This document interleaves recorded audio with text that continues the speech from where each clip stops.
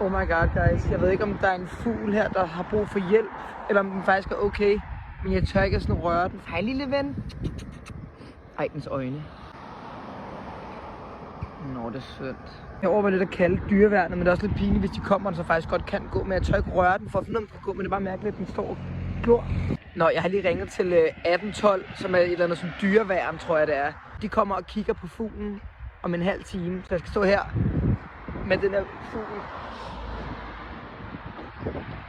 i en halv time. Og jeg er bare omringer af græs, som jeg bare ikke kan tåle, og kan allerede mærke, at min allergi går helt amok. Det er mega cute, fordi de kommer i en sådan helt ambulance for at hente fuglen. Nå, lille ven. Ej. Hej.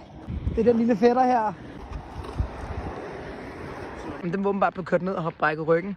Så spørger jeg dem sådan der, om den kan overleve det. Så siger han sådan, nej, det kan den ikke overleve. Så jeg tror seriøst, at de skal dræbe den. Nå, lille mus.